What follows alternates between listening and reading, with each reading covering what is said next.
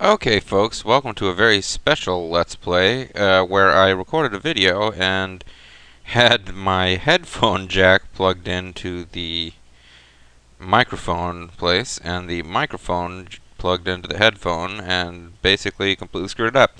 So what I'm doing, sort of an experiment here, I'm playing the horribly botched video. You might be able to just barely hear the goofy audio in the background. And I'm redubbing the commentary because I saved after completing this horrible video, and yeah, in order for me to show you the defeat of the majestic, inspiring perp bird leader, I would have to pretty much start the game over again. And I don't really want to do that. So now you have the unique experience of getting to, with me, enjoy what it's like to watch one of my videos. Note how I'm an idiot and there's a big fat hourglass icon in the center of the screen. Yes. Oh, I just loaded states. I'm such a lazy bugger. I apparently loaded states because I realized that I was going to the wrong, yeah, I'm going to need to use this ladder. Yeah. Now I'm running away from enemies while goofy noises come out of my speakers because I don't know what I'm doing. And there's still a big fat hourglass. Man, how are you people even able to watch these videos? These are horrible. Anyway, I have the tools. I've realized at this point, clueless as I am, I have figured out that you probably have to use the tools to fix the bridge and cross the bridge to win.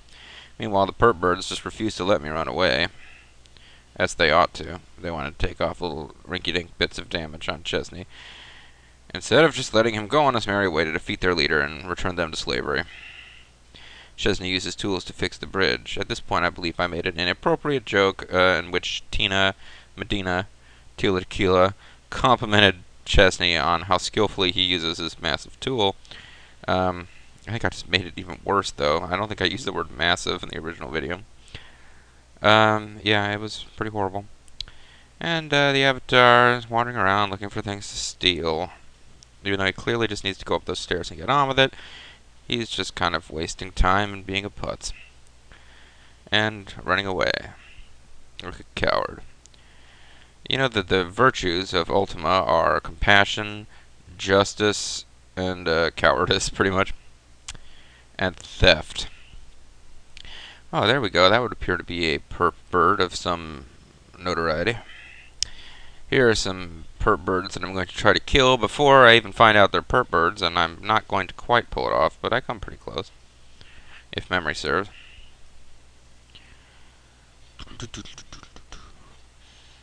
Well, memory may not serve perfectly, because after finding out I fouled this up, I went and I watched some of Bobo the Vulture's Let's Play of Codename Viper, so if I suddenly start talking about, you know, grenades, that's why. That's our last chance to see the tiger is all about the whips and chains. There he is, it's him, Chesney, get your fire magic ready. It's the Che Guevara of birds. Which means that you must now go out and get a t-shirt with him on it. Jarman? What's his name, Jarman? Alright, so go buy a Che Guevara t-shirt. Better yet, go to theonion.com and buy a t-shirt with a picture of a Che Guevara t-shirt on it. I think at this point I was waxing poetic about how Midia's magic is kind of useless. And Tiger is even worse. He's going to cast defense up on himself. At least he is after I go back and fix the fact that I didn't input it correctly. And if memory serves, because Tiger is much weaker than Ray the Avatar and his hot little, girlfriend, he almost dies in this battle. He doesn't quite die, but he does force us to use medicine. And I was deeply embittered about that at the time. 108 damage. Yeah, Chesney and his fire magic are the way to go. And she's going to cast magic down, I think, at this point. Really, I don't know why I bothered. I should just have her, beating on it with a stick. Ho hum, and he's... what do? I back up and I heal him. Because he sucks. Tiger, that is.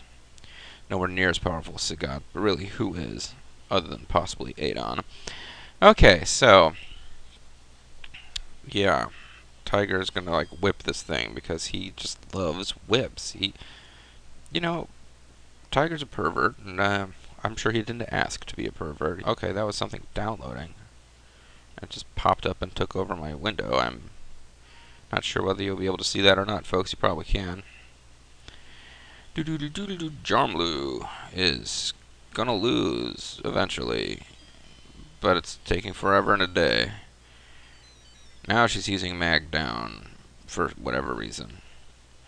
Mag Down causes slime to drip on your hit point totals from above. That's important because if slime doesn't drip down your hit point totals from above, you'll never be able to win, I guess. I'm not sure. I think at this point she just starts casting attack magic because there's nothing better for her to be doing. But it did take me 20 freaking minutes to figure that out. And Jarmlu. Jarmlu is trying to bring his people a better life, and we're going to reward Jarmlu with murder. Jarmlu is weak against fire, which is why it does slightly more damage than Medina's bolt did. Whatever. You did it, Chesney. Now let's go back to camp. Whee! Let's fly. And the awesome flying music is playing at this point, but you can't hear it because I don't know the difference between a microphone jack and a headphone jack. Let's return to the kites. Goofy music. The sync was all messed up anyway. You have done well for us. Is there something you desire? What do you desire? Do you want to go to Duran and meet Daphne? What about Velma?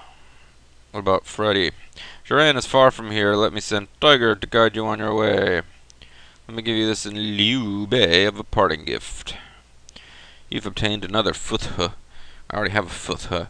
How many Futhas do you think I need? Interesting thing about this game, you have a party of 4 through most of the game. Like at this point, we've never had 4 characters, but you know, once you get a little farther in, you'll generally will have 4 characters at any given time. And you only can really equip 2 of them, which means, yeah, a little bit less grinding for money than in some games. Yay! Oh, Avatar, you have such a nice butt. Sorry, but you know, poor Tina Medina's back there with nothing to look at but the Avatar's posterior. We have landed. I'm sorry, but it's taken all my strength to get this far. If you pass through the tunnel, you can see the bottom left-hand side. Then you can go to Duran, but you should stop by the hut first. Tiger's left your party and advise you to go get pizza from the hut. Whee! Because Domino's sucks, no matter what their new commercials say. Okay, so I think at this point I probably equipped the foot hood. Yeah, it increases his attack speed slightly, so I was, you know, all excited about that. And yeah, we're gonna play around with equipment some more. I really need to not redub videos because I'm sure I was incredibly hilarious and witty and delightful when I recorded this thing, quote, live. I'm not that into it right now.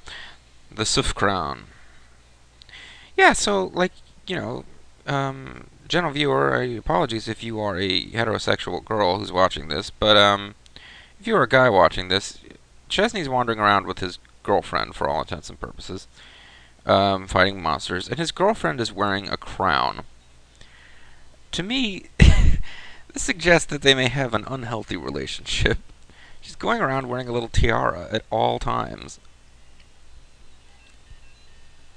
She's also wearing the sacred dress, which is, I don't know, some kind of like diaphanous white virginal gown, I suppose, but that's not what's really important here. He's wandering around with this girl who is wearing a tiara. Like, just, she's walking around town, walking around the world, walking around the map.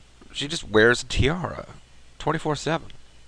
Maybe she takes it off to sleep and bathe, but when she's out presenting herself to the world, she's not walking around wearing jeans and a t-shirt and some nice flats, having a casual day. She's not wearing like office wear either, where she's just, you know, maybe got some wedge heels or no, she's wearing a tiara. And this video's over. So, okay, we'll be